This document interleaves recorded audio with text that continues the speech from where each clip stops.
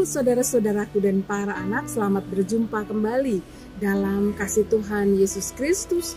Tuhan menyertai kita semua. Hari ini kita akan kembali merenungkan firman Tuhan yang diambil dari kitab 1 Korintus pasal 3 ayat 1-31. Tapi hari ini saya akan bacakan yang ayat satunya saja ya. Mari kita berdoa terlebih dahulu sebelum kita membaca Alkitab dan merenungkan firman Tuhan. Mari berdoa. Ya Bapa yang dalam surga, kami bersyukur Engkau selalu memelihara kami dalam keadaan tenang maupun dalam keadaan susah, dalam keadaan senang maupun dalam keadaan tidak menyenangkan. Kami percaya bahwa Engkau menyertai kami.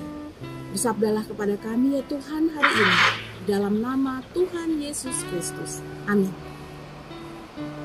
Bapak, Ibu, saudara-saudaraku dan para anak, hari ini kita akan merenungkan firman Tuhan tentang Allah menyertai kita, Allah menyertaimu. Dunia berkata kepada kita bahwa dalam perjalanan ini, hidup kita tidak selalu dalam perjalanan yang menyenangkan dan selalu menyenangkan, tetapi juga ada yang menyusahkan tentu. Kita diingatkan bahwa dalam perjalanan yang terasa susah, maka ingatlah nanti kita akan masuk juga dalam keadaan yang menyenangkan. Tetapi ketika perjalanan hidup terasa menyenangkan, maka ingatlah bahwa perjalanan susah juga bisa datang di depan. Jadi tak ada yang abadi di dunia ini, Bapak, Ibu, saudara-saudaraku dan anak-anak. Nah, kenyataan ini membuat kita harus tetap mawas diri, berjaga-jaga. Dalam kehidupan beriman kita sebagai pengikut Kristus, marilah kita menghayati apa yang Paulus ungkapkan untuk jemaatnya di Korintus. Jemaat yang baru tumbuh ini, saudara-saudaraku, diperhadapkan pada persoalan yang amat rumit dan berat. Setelah mereka menerima Kristus, ternyata tidak begitu saja perjalanan kehidupan berjalan lancar dan mulus bak jalan tol.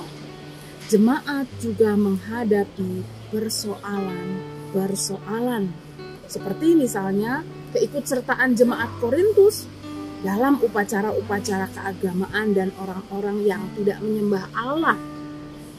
Atau juga mereka menghadapi kehidupan pelacuran di sekitarnya. Nah Bapak Ibu, untuk menghadapi masalah-masalah etis dan moral seperti itu, umat harus menghadapinya, umat harus bersikap.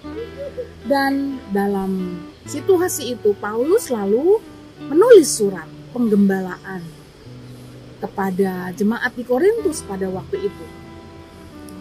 Paulus menegur dan kemudian juga mengarahkan jemaat. Paulus juga mengetahui bahwa sesungguhnya mereka memiliki sesuatu yang baik dan berguna, yakni karunia yang berbeda-beda di antara jemaat. Namun, apa yang baik ini jika dipergunakan dan disikapi dengan cara yang salah, maka akan menimbulkan perpecahan akibat kesombongan.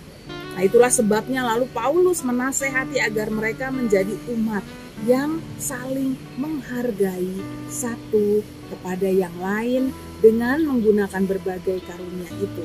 Dan karunia itu justru digunakan untuk pertumbuhan jemaat dan kemuliaan bagi Tuhan. Nah, dua hal itu yang dihadapi oleh Paulus pada waktu itu terhadap jemaat di Korintus. Mereka menghadapi perjalanan yang tidak menyenangkan, situasi yang buruk di sekitar, tapi juga sebenarnya ada hal yang mulus, yaitu ada talenta-talenta dan karunia yang dimiliki oleh berbagai jemaat pada waktu itu. Namun mereka diminta untuk menyikapi situasi itu dengan bijaksana, dengan hikmat Tuhan, dengan seperti nasihat Paulus tadi. Bagi umat Tuhan yang menghadapi persoalan kehidupan, bagai berjalan di jalan berbatu. Dan sekaligus juga mereka sebenarnya menerima kelebihan diri mereka bagai berjalan di jalan tol. Semuanya dapat tetap berjalan dengan sukacita, kuat, dan aman juga selamat Bagaimana itu bisa terjadi? Semuanya itu, saudara-saudaraku, Bapak, Ibu, dan anak-anak, bisa terjadi hanya jika kita beriman pada Allah bahwa Allah menyertai kita dalam seluruh perjalanan kehidupan kita. Baik ketika kita menghadapi tantangan maupun ketika kita menerima segala kelebihan kita. Dalam keadaan itu kita percaya Ia selalu bersama dengan kita. Allah lah yang memberikan kepada kita kekuatan, penghiburan, dan motivasi serta hikmat-Nya ketika kita mempercayai diri bahwa Allah bersama kita. Dengan penyertaan dan hikmat-Nya, kita menjadi umat yang tidak mudah terbawa arus kebejatan dunia, pelacuran, korupsi, dan lain-lain. Kita malah diberikan hikmat dan kebaikan untuk tetap dan terus menjadi rekan Allah, menyelenggarakan kasih, damai, sejahtera, keadilannya di tempat Tuhan menempatkan kita. Secara mendasar, Bapak, Ibu, saudara-saudaraku, dan para anak, Paulus mengungkapkan dalam ungkapan seluruh dasar iman bahwa Allah menyertai umatnya. Dalam ungkapan salam yang diungkapkan oleh Paulus kepada jemaat dan surat ini. Salam jadi bukan hanya sekedar ungkapan kata-kata kosong tanpa makna dan bukan untuk mempertajam perbedaan. Namun dalam salam berisi pernyataan iman kita. Dalam salam kita menyatakan iman bahwa Allah sumber damai sejahtera bersama dengan kita semua saudara-saudaraku yang diciptakan oleh Allah. Kepada siapapun saudara kita dengan latar belakang apapun, bahasa apapun.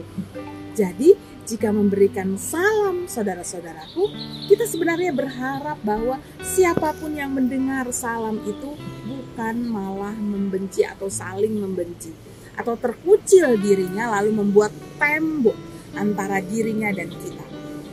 Dengan demikian, maka salam akan digunakan dengan bahasa yang akan mudah diterima dan dimengerti oleh siapapun yang mendengarnya.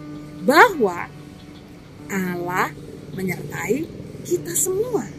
Harapannya adalah dengan mendengarkan ucapan salam, ungkapan salam seperti yang diungkapkan oleh Paulus, saudara-saudaraku, kepada jemaatnya di Korintus, kita membawa kekuatan dan motivasi di jalan berbatu yang dihadapi umat. Juga membukakan mata umat kepada hikmat Allah yang menghendaki persatuan, perdamaian, dan hidup dalam kasih satu kepada yang lain. Demikian kita meyakini bahwa Allah menyertai kita dalam perjalanan berbatu maupun di jalan tol kehidupan kita. Dan dalam perjalanan itu kita memberikan kehadiran Allah, kita memberitakan kehadiran Allah bagi setiap orang yang mendengar dan melihat kehidupan kita yang kita jalani dalam penyertaan Allah juga. Kiranya Tuhan beserta dengan Bapak, Ibu, saudara-saudaraku. Lalu Tuhan juga beserta dengan mereka yang merasakan penyertaan Tuhan lewat kehadiran kita. Tuhan menolong kita. Amin. Kita berdoa. Kami bersyukur ya Bapa, karena Paulus sudah menunjukkan kepada kami kehidupan yang penuh damai sejahtera bersama dengan Engkau. Biarlah kami boleh membawa salam Allah bagi dunia ini, sehingga dunia ini juga merasakan penyertaan-Mu dalam kehidupan mereka. Kami boleh hidup dalam perdamaian satu dengan yang lain. Kami boleh hidup dalam kekuatan satu dengan yang lain dan saling menguatkan. Di dalam nama Tuhan Yesus Kristus kami bersyukur. Amin. Tuhan menyertai kita.